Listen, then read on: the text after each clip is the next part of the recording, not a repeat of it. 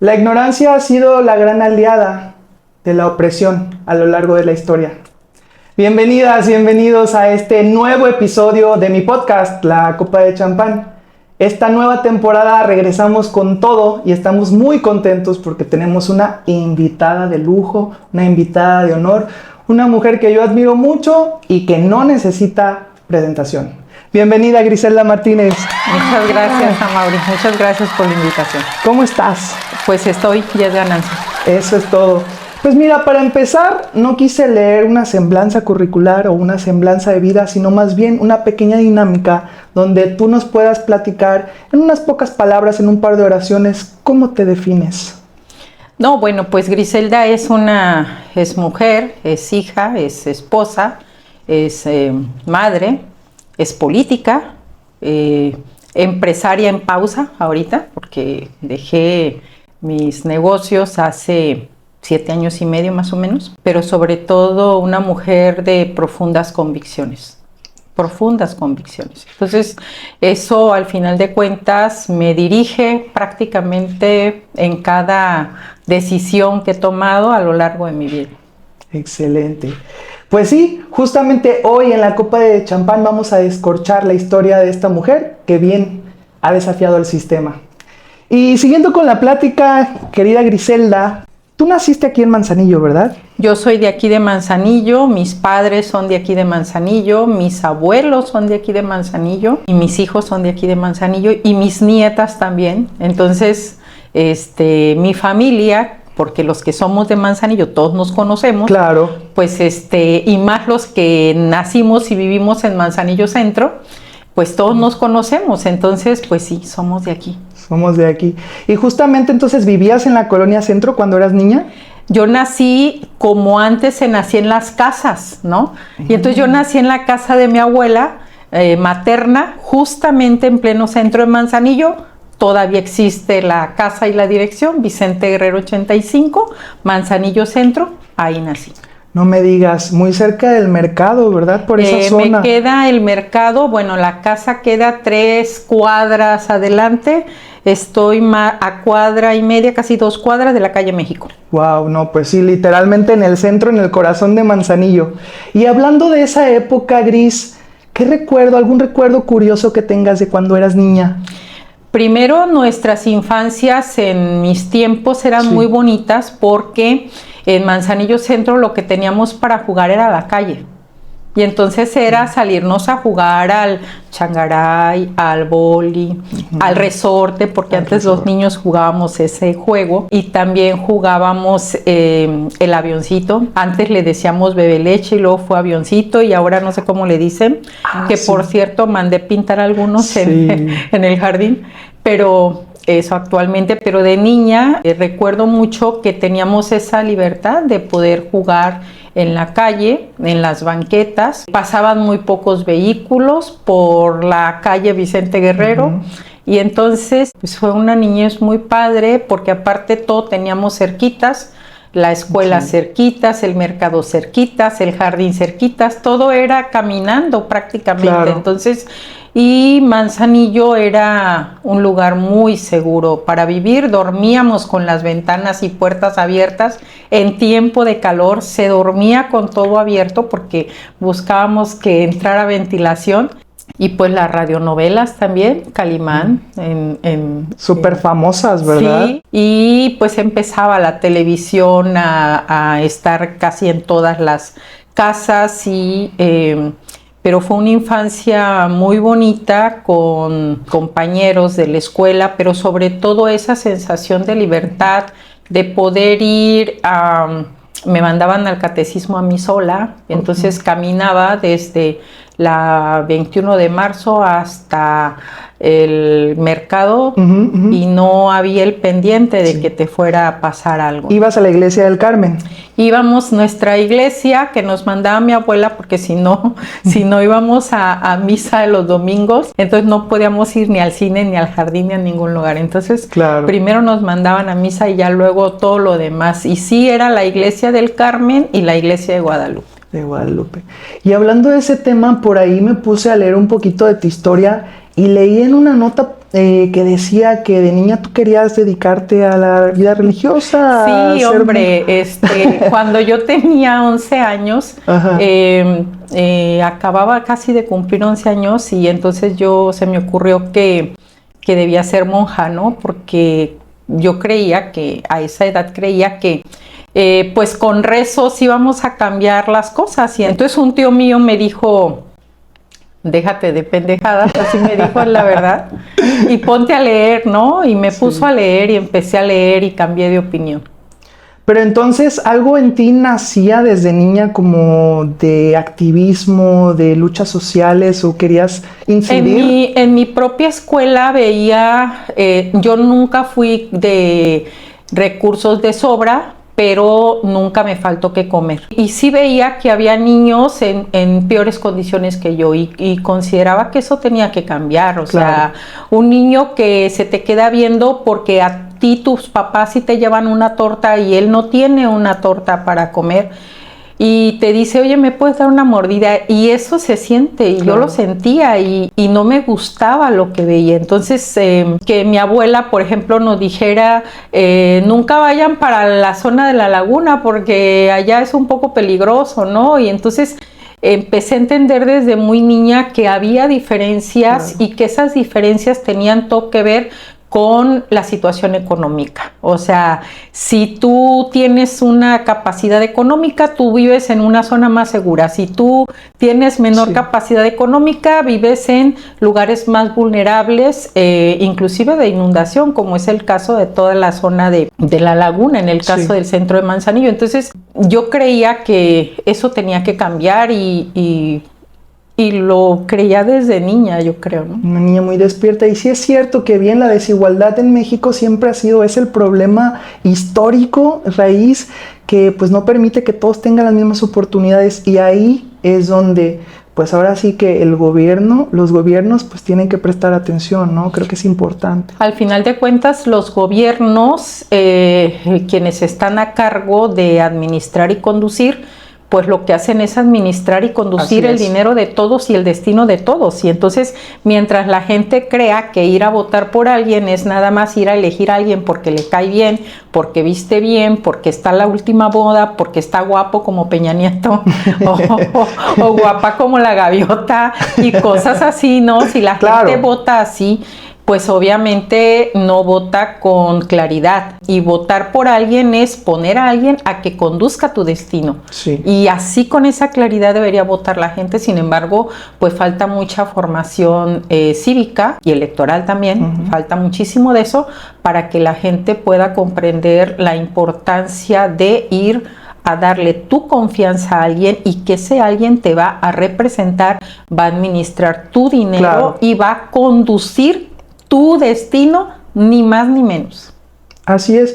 Y hablando de decisiones políticas, decisiones públicas, de políticas públicas, justamente pues es ahí donde vemos en la actualidad que todo el gasto de dinero público, mucha parte o gran parte de ello hoy por hoy se va en programas sociales, que yo en lo personal no estoy en contra, pero sí tengo esa idea de que no todo o casi todo se debe destinar a eso, porque también hay que fomentar el crecimiento económico que solo se da a través de la inversión, ¿no? Y mientras haya más inversión pública, se multiplica la inversión privada y que sobre todo haya certeza y seguridad, hablando de derecho jurídico, porque si no también los inversionistas dicen, oye, no, y entonces se hace la bola de nieve grande y grande y es ahí donde pues sí tiene que llegar alguien y decir, a ver, esto sí, esto no, esto tantito y es la... Hay algo que casi no se dice, yo me considero de izquierda, soy una mujer de izquierda, pero hay algo que no se dice, ¿no? Prácticamente nunca se dice. Y entonces, pero lo quiero decir hoy aprovechando este espacio. Es tu podcast. Pues entre más un gobierno destina recursos para los apoyos sociales, en esa medida es su fracaso. Y es su fracaso porque la obligación de un gobierno pues no es repartir dinero y no es mantener gente. Esa no es la obligación de un gobierno. La obligación de un gobierno es generar políticas públicas y económicas para que la gente pueda vivir bien, Claro. que tenga las mejores condiciones, que se pueda educar, que pueda tener una vivienda, que pueda salir a vacacionar, que tenga todo lo suficiente, no nada más lo necesario, lo suficiente para vivir bien. Y entonces, ¿qué es lo que tenemos últimamente? Pues últimamente lo que vemos es que en vez de que se reduzca el gasto, porque en este caso es un gasto, no es una inversión, el gasto en apoyos sociales, en vez de que se reduzca, vemos que se incrementa. Y entonces esto lo único que nos está hablando es del desastre en materia económica y de política públicas que se están aplicando en el país. Entonces, considero que tiene que haber una reversa inmediata. Sí. Porque de lo contrario, ahorita ya tenemos colapsadas las finanzas en el país, por eso nuestros jóvenes no tienen empleo, se capacitan, tienen maestrías y tienen doctorados, y entre más capacitado estás, menos posibilidades de emplearte tienes. Y esto es porque desde arriba, desde el gobierno, no se están generando todas las condiciones para que todos puedan tener un trabajo digno y un trabajo que les permita vivir bien.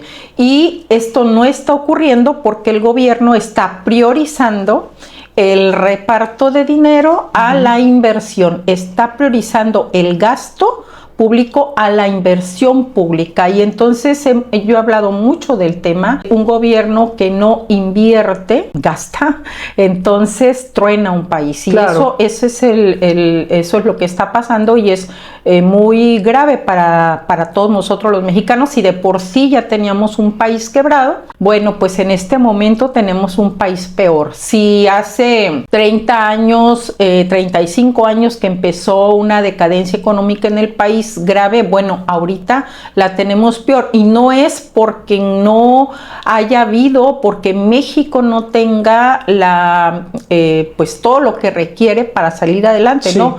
Lo que ha ocurrido es que hemos tenido gobiernos completamente, primero, irresponsables y corruptos, y después lo mismo.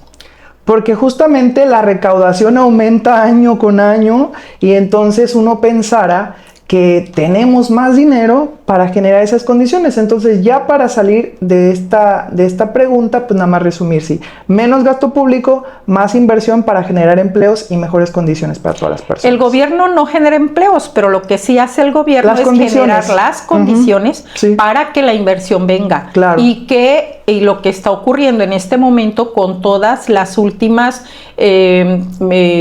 modificaciones a leyes y inclusive en las propias formas de elección de poderes, en este caso el Poder Judicial, por ejemplo, todo esto lo que ha venido generando es una incertidumbre entre toda la gente que se dedica a la inversión, claro, y salir inclusive del país, ¿no? Y eso no nos conviene a nadie. Y pues lo que está llegando es capital golondrino, que tampoco nos conviene, pero que sí es muy importante que el gobierno deje ya de gastar y se ponga a generar políticas públicas para que se invierta. Excelente. Entonces, regresando a tu historia, Griselda crece, estudias contabilidad. ¿Cómo llegas al activismo social, a la política? Pues yo llegué, pues yo creo que como todos los activistas llegan por alguna condición que se presenta, ¿no? Yo tenía alrededor de 16 años cuando me dedicaba a recorrer las colonias y las comunidades enseñando a la gente a leer y escribir. Manzanillo todavía tenemos mucho analfabetismo, y en aquel tiempo teníamos más. Y entonces en pleno Manzanillo Centro, en los sectores, por eso conozco todos los sectores de Manzanillo, en todos los sectores teníamos gente que no sabía leer y escribir. Entonces yo me dedicaba a ir con estas personas a enseñarlas, y ahí fue donde empecé a conocer condiciones peores de vida, y dije, esto tiene que cambiar. Y para esto pues ya no quería ser monja, para esto ya había entendido que no iban a ser suficientes los rezos. Y que había que hacer algo más. Para esto, a mis 11 años ya había leído la historia, que fue el libro que me dio mi tío para que me pusiera a leer la biografía de Mao Zedong, y después de la de Mao me regaló el libro del 1 de mayo, que habla de pues toda la lucha de los trabajadores, los mártires de Chicago, y cómo ellos pedían la reducción de la jornada de 8 horas y acabaron asesinados realmente. Pero entonces entendí que pues que había que luchar, pero para luchar se requería una base mínima de gente con conciencia, y la conciencia, Mauri, solamente entra por dos partes: por la cabeza cuando te educas y por la panza cuando tienes hambre. Y entonces pues empecé a entender eso y a tenerlo muy claro, y dije, primero hay que enseñar a la gente por lo menos a leer, porque si no lee, si no sabe leer, entonces ¿cómo va a leer, no? Y por eso me dediqué a empezar a enseñar y a leer y escribir, y empecé a recorrer todos estos cerros y a darme cuenta. Yo vivía abajo en Manzanillo Centro, pero subir a los cerros empecé a entender las difíciles condiciones de vida que tenía la gente allá arriba, y que eso afianzó mi convicción de que la cosa tenía que cambiar, ¿no? Entonces yo creo que fue parte de lo que leía, estos libros que me dieron para leer, y que no se me olvida porque fueron los primeros, y de ahí me seguí como un vicio, se me hizo vicio leer. Y desde esa edad, 16 años, yo hablaba con la gente y les decía, pues tiene que aprender a leer, porque si no, ¿cómo se va a defender en la vida, no? Y entonces ya eran señoras con hijos grandes y así, y ellas decían, pues ya para qué. Y yo decía, pues para que no le hagan trampa en el mercado, ¿no? Para que sepa sacar las cuentas cuando pague y esto y lo otro, ¿no? Y entonces, pero yo creo que empezó desde esa edad. Y justo hago mención a cuando iniciamos este capítulo con la frase, obviamente tú la conoces, la retomé de tu WhatsApp porque me hizo mucho ruido, pero es una verdad, y esa frase se la atribuye a cierta persona. ¿Qué significa para ti esa frase? Pues pueden ser muchas cosas, pero para mí es fundamental. Si la entendemos, estamos del otro lado. Del otro lado. Así de sencillo. Si la podemos entender, estamos del otro lado. Avanza el tiempo, llegas a los partidos políticos de izquierda.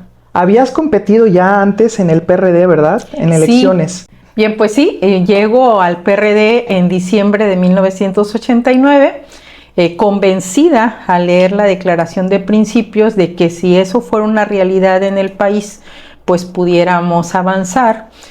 Y así es como yo llego, y pasan los años. Yo pues me dedico a ayudar a cuidar una casilla, a capacitar gente para que cuide la casilla, a hacer cosas, pero no queriendo ser nunca nada. Y en el 2003 me dicen que hay que ir a participar, y yo no quería porque no era mi intención. Sin embargo, para esta fecha pues ya me tenían muy ubicada.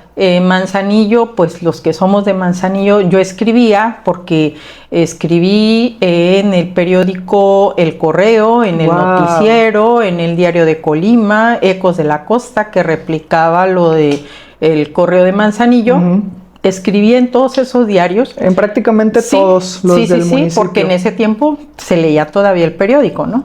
Y entonces me insistieron mucho que participara, y muy a fuerzas participé como candidata a diputada del Distrito 12, y me sorprendí de la votación porque saqué el doble de votos en mi distrito de quien fue candidato a la presidencia de Manzanillo, por ejemplo, ¿no? Para un dato ahí que estemos... Para un dato interesante, ¿no? Y luego, bueno, pues ya, ¿no?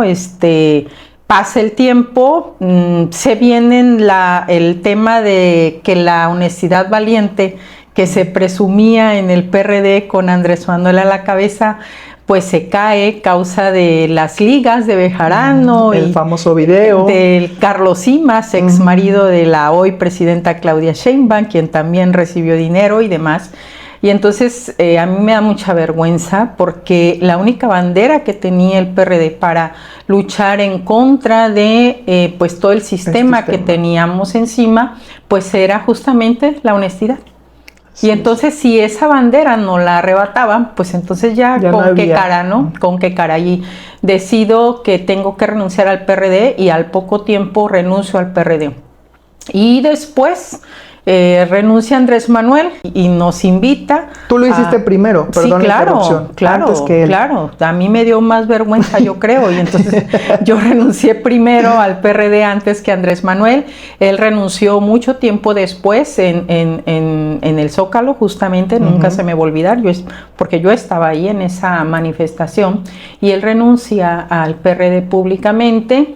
Y les dice algo así como nada les debo y nada me deben y adiós, gracias, ¿no? Y se retira y se empieza a formar el Movimiento de Regeneración Nacional como movimiento.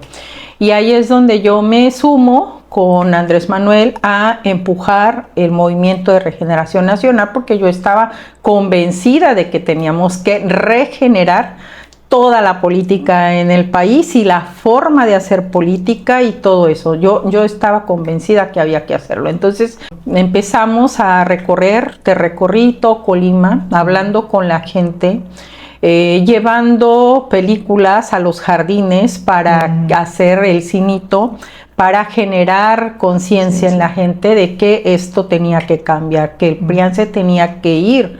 Y estaba convencida de que el PRIAN se tenía que ir, ¿no? El daño al país ya era demasiado. Sí. ¿Y qué es lo que ocurrió? Pues que en 2018 me hablan un día y me dicen que yo soy la candidata de Morena. Yo nunca me afilié a Morena, por eso cuando me corrieron de Morena me daba mucha risa porque nunca me afilié a Morena. Yo fundé ese movimiento, pero nunca me afilié como partido político, porque yo sabía lo que iba a pasar cuando se formara partido político. Iban a llegar todas las hienas y se iba a llenar de hienas y se iba a echar a perder. Entonces nunca me quise afiliar, pero formé ese movimiento con Andrés Manuel, recorrimos todo Colima, creamos toda la conciencia necesaria para poder sacar del país al PRIAN y lo logramos en 2018. Hablando de Andrés Manuel López Obrador, ¿en qué momento lo conoces y si alguna vez fuiste muy cercana a él? Yo conocí a Andrés Manuel cuando él era el dirigente nacional del PRD. Ahí es donde yo lo conozco, ¿no? Si fui muy cercana a él, sí fui muy cercana a él. No soy mucho de fotos, de tomarnos fotos, pero sí tengo muchas fotos con Andrés Manuel en reuniones de trabajo, ¿no? Sentados en la misma mesa, ¿no? Claro. Diseñando qué era lo que íbamos a hacer, estrategias, ¿no? Y en 2012, pues junto con Andy, que ahora me entero que no le gusta que le digan Andy, pero antes sí le gustaba que le dijeran Andy. Cuando en 2012, pues yo me encargué de la estructura electoral y Andy era el responsable a nivel nacional, y hubo mucha mucha mucha cercanía con Andrés Manuel. Con la misma responsabilidad. Con Andy, y sí, claro, y mucha confianza sobre todo. Entonces yo creí siempre que efectivamente íbamos, si podíamos llegar un día al gobierno, íbamos a cambiar las cosas, sí, y pues sí, pero no. Hablando de la elección de 2018 y vamos avanzando, yo tengo un recuerdo, una anécdota. Yo estaba más chavillo, bueno, ya no estoy tan joven, pero recuerdo que un par de semanas antes de la elección hacían como encuestas públicas. Recuerdo una específicamente afuera del Casino de la Feria, donde pusieron en ese entonces a todos los candidatos de todos los partidos. Obviamente estaba tu nombre ahí con el partido Morena, y arrasaste en esa encuesta pública, y nadie se lo creía, nadie lo tomó en serio. Y llega el día de la elección y arrasa Morena con todo, con Andrés Manuel al frente del país y contigo al frente de Manzanillo, y todo el mundo se quedó así como que ¿what? Todos tus adversarios de esa elección ni lo podían creer, o sea, fue literal una sorpresa. ¿Tú también cómo lo recibiste? ¿Tú ya sabías o tenías alguna idea? No, yo sabía que íbamos a ganar. Un mes antes de la elección me di cuenta que íbamos a ganar. que íbamos a ganar con contundencia, y lo sabía porque pues no era la primera elección que participaba. Yo tengo participando en elecciones desde el mínimo el 2000, que no ha faltado una en donde no participe de una manera u otra, no como candidata, claro, pero siempre hablando con la gente y recorriendo calles. Y entonces me di cuenta que la gente estaba callada, pero que iba a actuar. Y que la gente estaba recibiendo dinero porque los otros partidos estaban entregando dinero, como de estaban costumbre, comprando el voto como de costumbre, como hoy lo hace Morena, tristemente. Pero estaban comprando el voto y me di cuenta que a pesar de eso no iban a poder y íbamos a ganar. Y sí me di cuenta como un mes antes, hasta me mandé a hacer mi chaleco de Griselda Martínez presidenta porque estaba segura que íbamos a ganar. Wow. Mi equipo de dos no creía.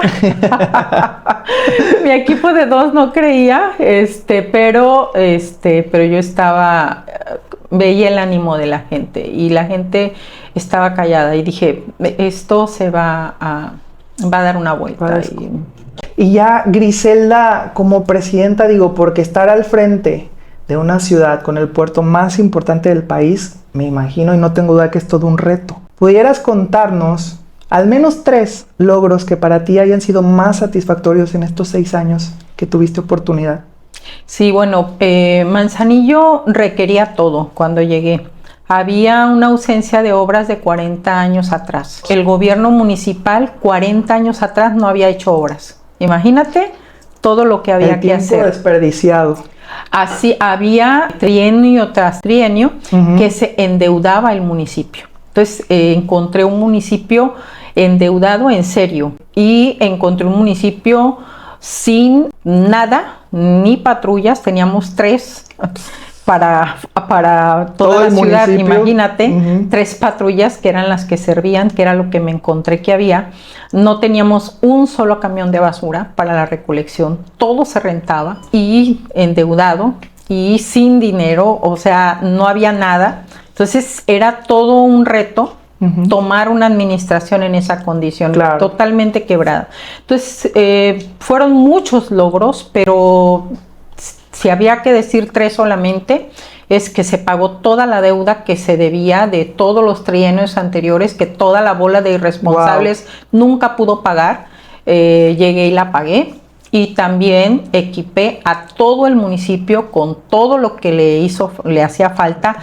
Compré camiones de basura, patrullas, retroexcavadoras, excavadoras, todo tipo de vehículos, maquinarias, grúas, todo lo que necesitábamos para prestar los servicios. La inversión en equipamiento fue tremenda en nuestra administración y la otra es la seguridad, porque encontré un municipio donde a la anterior alcaldesa le dejaban las cabezas humanas tiradas dentro del edificio del ayuntamiento, y nosotros logramos, con dificultad, pero lo logramos, bajar los índices de violencia en 60%, y eso no es poquito para la condición en la que encontramos. Entonces, si habría que decir esas 3, pues es eso: el pago de la deuda, el equipamiento total de todo el municipio y la disminución de la violencia hasta 60%, y las obras, ¿no? Claro.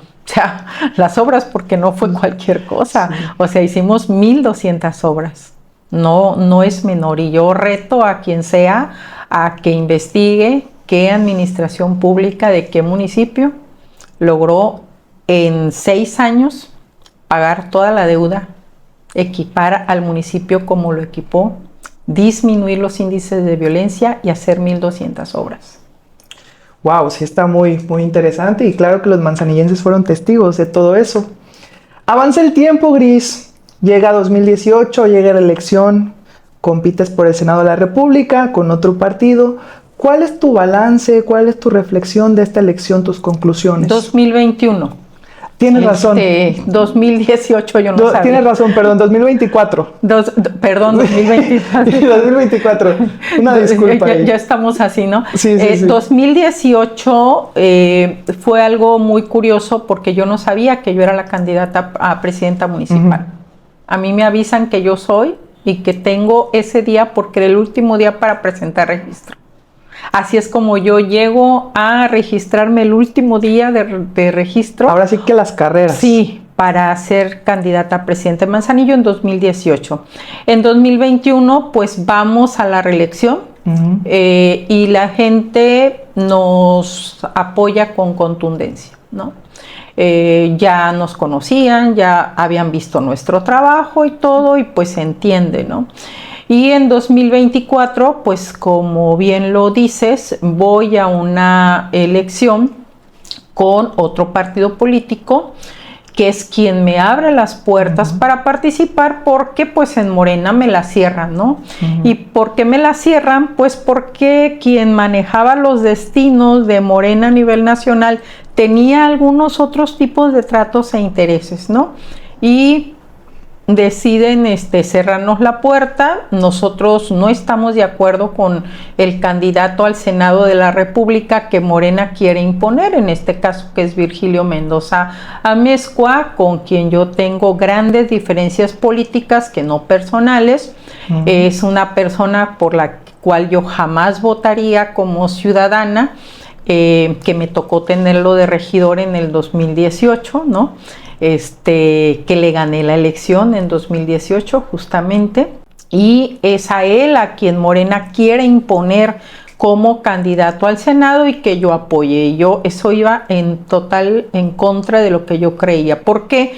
Pues porque estaba convencida que teníamos que seguir avanzando con personas de probada honestidad, y para mí Virgilio Mendoza no era de ninguna probada honestidad, y me negué a apoyar esa candidatura, y fue una de las principales razones por las cuales me bloquearon en Morena y impusieron a Virgilio al Senado de la República. ¿Y por qué participo sabiendo yo que era muy difícil ganar? Decido participar porque no quería que la gente dijera no tuve opción. Si bien iba Virgilio por Morena y PT y Verde, pues era nefasta esa candidatura. Y entonces yo decía, si igual iban a ganar porque la gente vota sin ver, vota todo Morena. Pero habría que poner una opción, y fue un tema sobre todo de obligación moral. Que no digan que no tuvieron opción, y me puse como una opción. No nos fue mal, sacamos más de 60,000 votos. Sí, recuerdo. Fuimos los más votados después de, como partido político. El partido más votado, sí. Fuimos del partido más votado. Primero fue Morena y luego fuimos nosotros como partido más votado.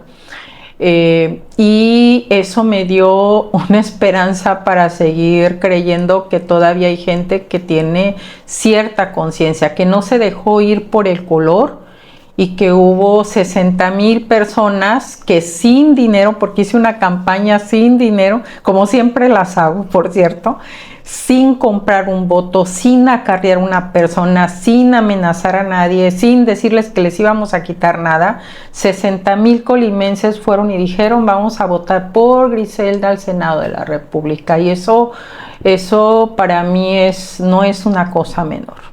¿Y entonces qué sigue? ¿Qué visualizas para el 2027? ¿Vas a seguir en la lucha? ¿Y cuál es, ahora sí que Altamira hacia 2030? Porque yo creo que es un punto de inflexión el 27 para corregir el rumbo del país, ¿o no?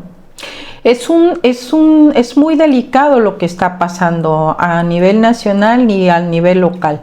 Si yo no participo en esta próxima elección en nada, no tengo ningún problema, porque mi aspiración no es ser, es cambiar las condiciones que todos tenemos, ¿no? Y si hubiera quien abanderara las causas y los grandes retos que tenemos en Colima y los abanderara bien, pues yo me sumaría, ¿no? habría que ver quiénes quieren participar. Lo malo es que siempre los más peor son los que quieren. O sea, los más nefastos, los más ambiciosos, los más vulgares, los más corruptos, son los primeritos que levantan el dedo queriendo ser, se anticipan haciendo campañas y una inmoralidad tremenda, pero habría que ver qué es lo que ocurre porque hay mucha gente, te pongo un ejemplo, ¿no? Conozco mucha gente que se queja todo el tiempo. Así es. Pero no hace nada. Y entonces se quejan de los políticos corruptos, pero no hace nada. Exacto. Y se queja de las condiciones que tenemos, pero no hace nada. Y entonces yo digo, a ver, yo sí me quejo, pero también digo, vamos a seguir resistiendo. ¿Por qué? Claro. ¿Por qué? Pues porque si nadie más lo hace, pues le toca a alguien. Y si no ves a quién, pues te toca a ti. O sea, es algo que todos deberíamos de tener así de claro. Sin embargo, yo no tengo ahorita partido político, no milito en ningún partido político. El único partido político en el que milité fue en el PRD y fueron 30 años de militancia en el PRD. Y después la formación del Movimiento de Regeneración Nacional. Actualmente, pues Movimiento Ciudadano me abrió la puerta para participar al Senado de la República y lo agradezco mucho. No soy actualmente militante de Movimiento Ciudadano, sin embargo sé que están las puertas abiertas, hay mucha comunicación con la dirigencia nacional, me han apoyado muchísimo en los temas personales de mi seguridad, que están muy al pendiente, porque tuve 2 atentados, eso hay que decirlo, que no se han esclarecido, que no le ha importado al gobierno ni de la República ni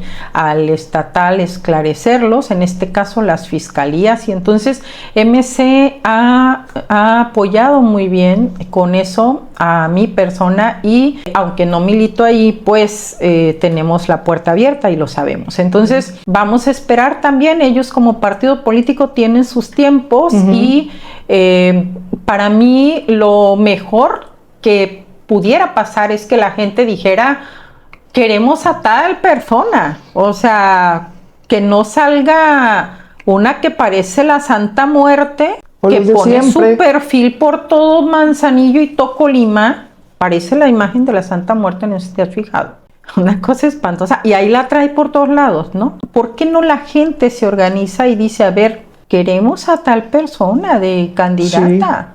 Y porque ahora que querían hacer la reforma electoral, esa reforma no tocaba el fondo, lo sustancial, que era que las personas realmente pudieran elegir a sus representantes desde el interior de los partidos. Eso no lo tocó la reforma, ni ningún otro partido la ha planteado.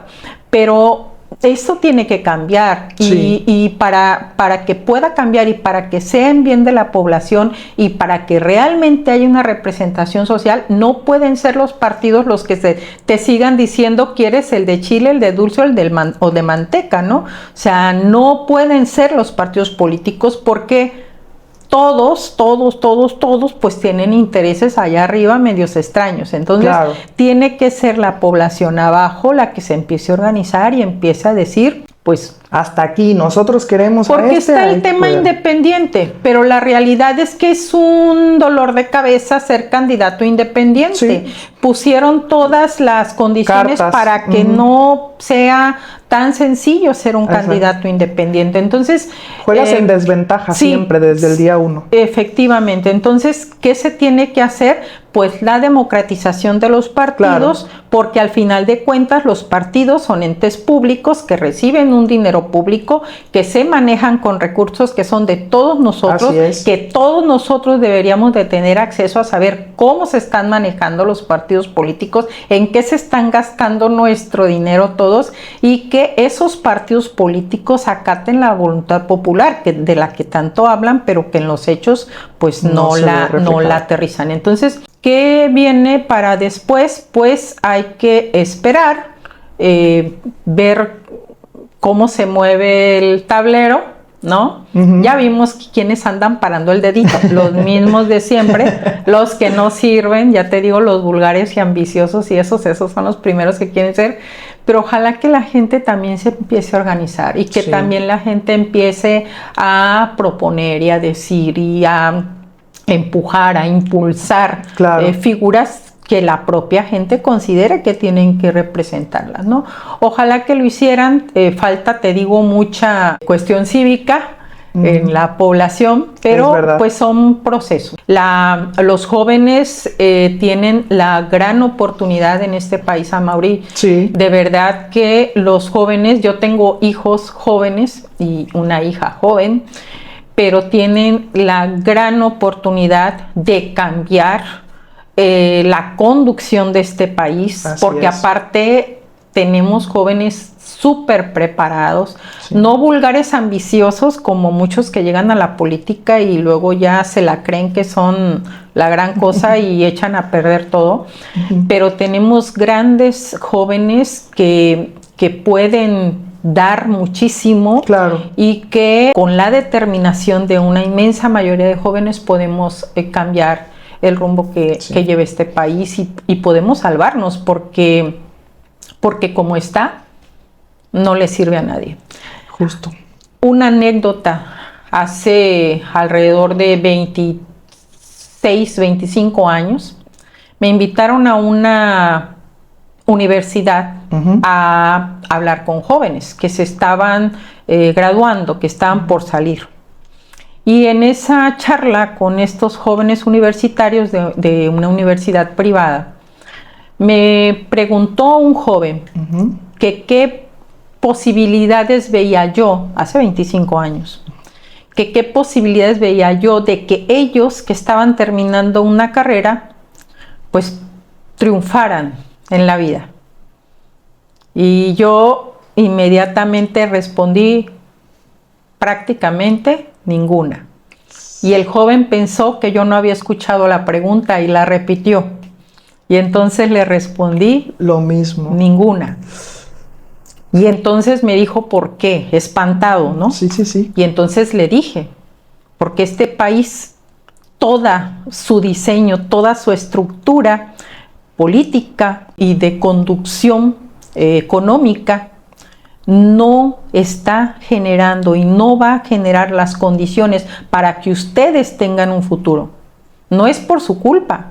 No es porque no estén bien preparados, no es porque no tengan la capacidad para desempeñarse, ¿no? Sino porque la propia estructura en el país no lo permite. Claro. Y si eso se los dije hace 25 años atrás, bueno, pues ahora estamos peor. Está exacerbado ese problema, ¿sí?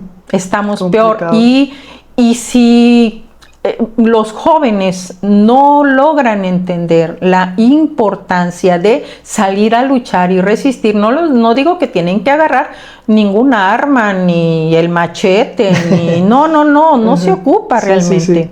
Lo único que se ocupa es claridad y conciencia. A ver, esto no quiero para mi país. Claro. Y entonces voy y cambio eso con pues lo único que tengo a la mano para hacerlo, que es mi voto. El voto es poder y la gente no lo tiene tan claro. No lo dimensiona. No lo dimensiona y voy y lo cambio. Y si a quien yo ponga resulta que no da el ancho, que no conduce el país como lo tiene que conducir, que me miente todos los días en una mañanera y que me da información falsa para que yo me la crea y quede, bueno, pues para la próxima ya lo quito también. O sea, que no nos puede ocurrir como nos ocurrió con el PRI. Yo nunca voté por el PRI, jamás he votado por el PRI, pero con el PRI nos aventamos 100 años, Amaury. Estuvo terrible. 100 años, ¿no? Y luego cambiamos al PAN y nos aventamos 12, ¿no? Y luego nos regresamos al PRI, imagínate nomás. Y siempre no. Y ahí vamos, y luego otra vez no. Y entonces ya llevamos con Morena 12 y no vemos que se sienten las bases para una transformación de fondo del país, que era de lo que tanto se habló y por lo que se luchó. Entonces, ¿qué tenemos que hacer? Bueno, pues si esto no me sirve tampoco, pues esto también se va. Y hasta que no encuentre y hasta que como ciudadanos y como país y como sociedad completa no entendamos que los cargos pues no son para llegar a enriquecernos ni para sentirnos los dueños del municipio, del estado, del país, sino para cambiar las condiciones que todos tenemos. Cuando dicen los que son de izquierda quieren que todos seamos pobres, no es cierto. Yo soy de izquierda y lo que quiere la izquierda es que todos tengamos todo. Que todos salgamos adelante, todos nos desarrollemos. Que todos tengamos todo. Uh-huh. Todo para todos. O sea, sí, va a haber siempre gente que se esfuerce más y que tenga más debido al esfuerzo y todo lo que tú quieras, pero que tengamos todos las mejores condiciones para poder vivir. Ya con que todas las personas tengan las mismas oportunidades para salir adelante, ya eso es ganancia, porque ya de ahí dependería de la persona y no de alguna condición. Totalmente. Bien, pues llegó el momento de hacer las dinámicas, Griselda, ¿cómo ves? Bien. Vámonos rápido a la primera, se llama la ráfaga de champán. Pues está muy sencilla, fíjate que te voy a decir una palabra o una frase y tienes que contestarme lo primero que se venga a tu mente. Ok. ¿Estás lista? Bien. Andrés Manuel. Líder. Manzanillo es... Es que es todo. Es todo. ¿El mayor acierto de tu carrera? De mi carrera política. Sí, podríamos tomarlo. De mi carrera política, el mayor acierto. Aceptar ser candidata en 2018. Wow. ¿Y el mayor error? Creerle a Morena que iba a cambiar las cosas. Wow. ¿A quién no le invitarías una copa de champán? A Claudia Sheinbaum. Órale. ¿Qué te hace llorar? La violencia, la inseguridad. ¿Qué es lo primero que piensas cada mañana? Que esto tiene que cambiar. ¿Cuál es tu mayor miedo si es que te queda alguno? Que no cambie. Sí. ¿Lealtad ciega o congruencia absoluta a principios? No. Es lealtad a los principios. Claro. No a las personas. ¿Quién ha sido tu mayor aliado o aliada en política? Híjole, aliados en política, pues no es como una persona definido, es como muchas personas, el pueblo. El pueblo. ¿Cuál es el rinconcito de Manzanillo que te gusta visitar o que te gusta ir? Mi casa. A descansar. Mi casa, porque aparte duré 5 años fuera. Es verdad. A la gente se le olvida fácil y rápido. Sí. Oye, ¿y poder para transformar o poder para mandar? No, para transformar siempre. Esta está buena, Gris. ¿Qué canción describiría mejor tu administración del 18 al 24? ¿Qué canción describiría mi administración? Una canción. Vamos a andar hundiendo al poderoso, alzando al perezoso, sumando a los demás. Vamos a andar con todas las banderas trenzadas de manera que no haya soledad. Wow. Esa. Muchas gracias por eso. Y la última de esta dinámica, ¿volverías a ser presidenta municipal si se retrocediera el tiempo? Sí, claro, con todo y los balazos. Claro, vale la pena. Sí, lo que hicimos en Manzanillo vale la pena y la valdría otra vez. Ok, con esto terminamos esta dinámica y vamos a pasar a la que sigue. Esta se llama la burbuja de cristal. Son papelitos que viene una palabra en el que vamos a dar un poquito de contexto y nos des tu opinión. Okay. Está muy simple, son temas de actualidad. A ver. El que quieras, unos 3, 4. Vamos a ponernos los lentes porque a ver. Yo sin lentes no leo. Y dice plurinominales. Ok, ya ves que con esta nueva ley se intentaron eliminar la nueva reforma electoral, se intentaron eliminar los plurinominales. ¿Cuál es tu opinión al respecto? No intentaban eliminar los plurinominales, sino que la reforma lo que intentaba era cambiar la forma en la que eran elegidos. Los del Senado sí se iban a eliminar. Sí, todo el Senado. Los plurinominales del Senado. Ajá. Todos los plurinominales del Senado se eliminaban. Ajá. Y los diputados federales y locales seguían. Pero lo que cambiaba era la elección y estaba de acuerdo y no con la forma de elección. Y estaba de acuerdo y no porque la forma de elección era que el partido iba a elaborar una lista y iba a mandar a los de la lista a hacer campaña en todos los distritos que correspondiera su jurisdicción, y en razón de eso pues la gente supuestamente los iba a elegir. Eso me parecía una propuesta muy impráctica. Y la que sí me parecía mejor y con la que sí estaría de acuerdo es que llegaran como plurinominales aquellos que, habiendo perdido la elección, que hayan ido a una elección de mayoría y que, habiendo perdido la elección, hayan sacado la mayor cantidad de votos. Entonces yo sí estaba de acuerdo con que eso sí pudieran llegar a ser plurinominales. No estoy de acuerdo en que se tiene que reducir los congresos. Al contrario, yo creo que lo que más tenemos que fortalecer es el sistema parlamentario, que ahorita está muy triste la cosa porque el sistema, tenemos 3 poderes. Así es. En el país. Ejecutivo, legislativo y judicial. Pues el Ejecutivo actualmente tiene tomados los otros 2. Y eso en un país democrático no es posible. Por lo tanto, la lucha es para que se fortalezca el poder legislativo y se revierta lo que hicieron con el poder judicial para que sea un poder completamente independiente del Ejecutivo, porque si no, si seguimos así, como actualmente está y como estaba anteriormente, no vamos a tener nunca justicia en este país. No la tenemos hoy, no la tuvimos antes, tenemos que luchar para que se tenga. De acuerdo. Entonces, sí, los plurinominales, pero siempre y cuando, insisto, pues sea el que perdió, pero que haya ido a la contienda. Más o menos el principio de primera minoría del Senado, exactamente. ¿verdad? Muy bien. ¿Un papelito más? Otro más. Por favor. A ver.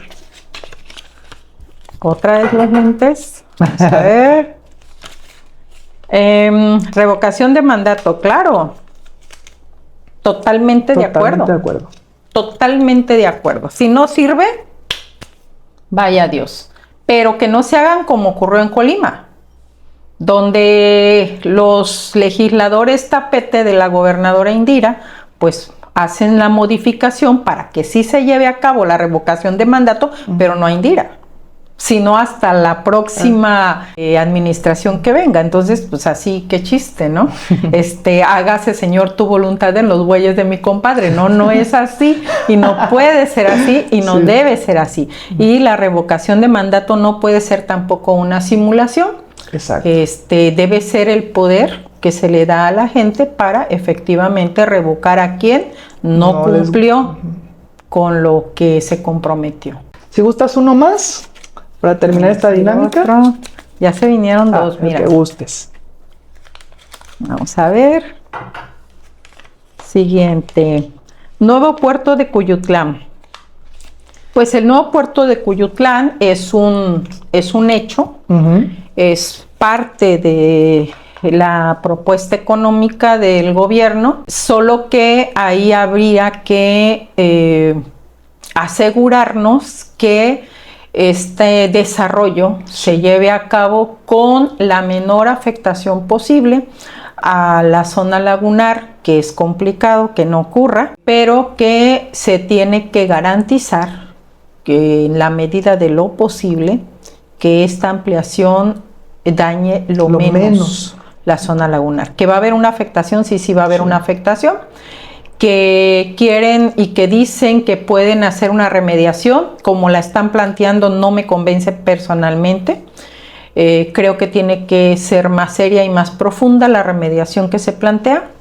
Me da mucho gusto que hayan parado el proyecto porque la manifestación de impacto ambiental no estaba cumpliendo y que en este momento pues que esté todavía en revisión y que esté viéndose la posibilidad de que se modifique el proyecto en razón de dañar lo menos posible la zona lagunar. Yo estoy de acuerdo que se revise y que se busque el menos impacto posible, porque se entiende que tiene que haber desarrollo económico también. Claro. Lo tenemos clarísimo. En grandes países tenemos grandes puertos como Shanghái, por ejemplo, que sí, es un puerto impresionante y unos años atrás era un pueblo de pescadores. Así Hoy es. Shanghái es una ciudad impresionante. No la conozco personalmente, pero he leído mucho sobre el puerto de Shanghái y es realmente impresionante. No, bueno, aquí en México estamos años luz todavía de toda esa infraestructura y todo ese avance tecnológico y desarrollo que tienen ahí, pero es posible, sí es posible, pero siempre se tiene que pensar en que el impacto que generemos sí, no vaya a dejar sin futuro a las nuevas generaciones. Eso no, porque no somos los únicos que vamos a vivir en esta vida. Entonces tenemos que siempre pensar en que vendrán otros después de nosotros y que esos otros también tienen derecho a vivir en condiciones, las mejores condiciones que les podamos nosotros dejar. Pues bueno, si gustas con esos, terminamos esta dinámica. Bien, ya vamos a comenzar el cierre, queridas amigas y amigos. Pues obviamente, Gris, te encanta leer. Recomiéndanos un libro. Ahorita estoy leyendo uno releyéndolo, Los 100 días que estremecieron al mundo. 100 días, lo voy a guardar en mi memoria para buscarlo. Pero hay muchos libros que les puedo recomendar, si es una novela, si son medias románticas y soñadoras, pues léanse una de Tolstoy, ¿no? Que es mi escritor favorito. Órale. León Tolstoy es mi escritor favorito y sí es cualquiera de Tolstoy. Y aparte están libres en internet.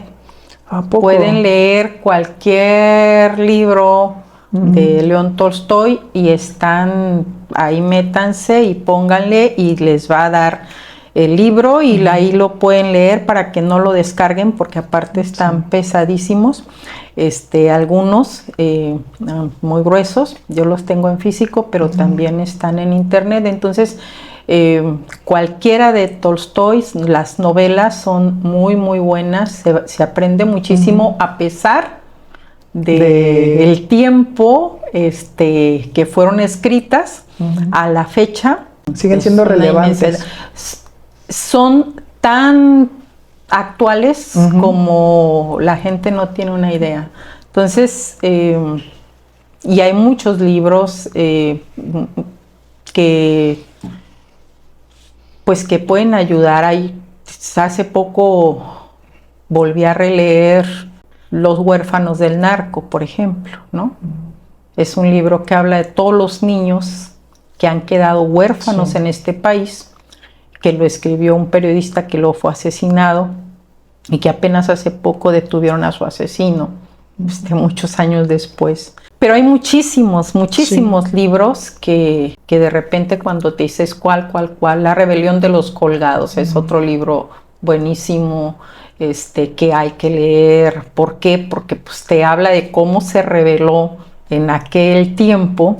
No especifica la zona, puede ser cualquier parte del mundo, pero se escribió pensando justamente en México. Bruno Travel lo escribe y es un muy buen libro de cómo desde aquellos tiempos la prensa buscaba acallar que ya la gente se estaba organizando para una rebelión, que esos que colgaban porque los explotaban hasta morir en las sembradíos, en las zonas de producción, los explotaban hasta morir, ellos empezaron a organizar sin saber leer, sin existir Fíjate. internet, ni WhatsApp, ni nada de esto. Ellos empezaron a organizar a lo largo y ancho del país y se empezaron a levantar y se empezaron a rebelar contra la explotación. Es un libro muy, muy bueno que te habla de cómo la gente es capaz de organizarse a pesar de no tener las condiciones. Por eso yo me sorprendo mucho cuando veo que actualmente tenemos todas las condiciones para podernos organizar debidamente, Sí, claro. y sacar a cualquier gobierno corrupto que tengamos que sacar, y sin embargo pues no aprovechamos las herramientas de comunicación y demás que tenemos para defensa propia. Así es. Y ahora te volteo la pregunta, ¿en algún momento escribirías tus memorias? ¿Escribirías un libro? Sí, claro, tengo esa Me negra intención. Sí te veo como... Sí se me antoja porque lo vivido en 6 años es muy bueno que la gente lo conociera, ¿no? ¿Qué pasó con Grisel de esos 6 años y 5 que estuvo fuera de su casa totalmente, ¿no? Que no pudo convivir con sus hijos, con su esposo, con sus nietas. ¿Qué hizo Griselda esos 5 años alejada totalmente de su familia para proteger a su familia? Porque aparte esa es la recomendación que me dieron. Pues cómo se la pasó, qué hizo, ¿no? No tengo duda que sería un bestseller, ¿eh? Sí, un hombre. Muy vendido. Sí. Así es que anímate. Bueno, ya para terminar este episodio, me gustaría que me dijeras cuál es tu color favorito. Es como el beige. Como el beige. Que traigo. ¿Y por qué sería? A ver, escógelo no sé, más o menos. Me parece como que es un... Como creo que ese es tono más o menos. Ok. Sí. A ver, chécalo bien. Sí. ¿Sí? Ok. Ahora te voy a pedir un favor. Este es nuestro libro de las memorias. Ajá. En una hoja, que en esta ocasión va a ser la primera, muy bien. te pediré de favor que nos escribas y nos compartas una frase y que también le pongas tu nombre. Y una pequeña reflexión de esa frase que nos vamos a quedar aquí en el podcast de la copa de champán. De los dos lados tiene una punta. Frase propia. Puede ser propia o una frase que te guste de algún personaje que nos quieras compartir y brevemente por qué. Tienes tiempo, no hay prisa. A ver, una frase. Pues es que hay un montón. Hay un montón. Una que te diga ahorita tu corazón y tu mente, esta.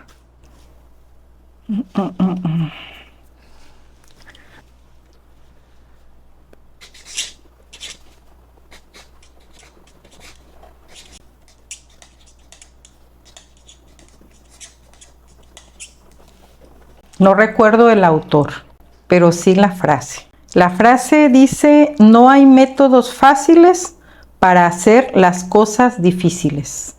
El único camino es cerrar la puerta y ponerse a trabajar. No inventes. Muchas gracias. Y pues explicarla no tiene mayor cosa, ¿no? Así es. Wow. Muchísimas gracias. ¿Por qué? Pues porque la gente nunca empieza a hacer las cosas porque es difícil. Porque está complicado, porque está difícil. Porque mejor mañana, ¿no? Y este país requiere que nos pongamos todos a trabajar. Okay. Y no es fácil, no, pero hay que hacerlo. Griselda Martínez, muchas gracias por haber estado con nosotros el día de hoy. De verdad es que admiro mucho tu historia. Admiro mucho tu valentía y quiero reconocerlo con un brindis de cierre. Mi estimada Gris, aquí estamos. Muchas gracias y nos vemos el próximo capítulo. Gracias, Gris, por haber estado con nosotros. Al contrario, Mauri. Gracias. Un fuerte abrazo, saludos. Nos vemos. Hasta luego. Bye. Bye.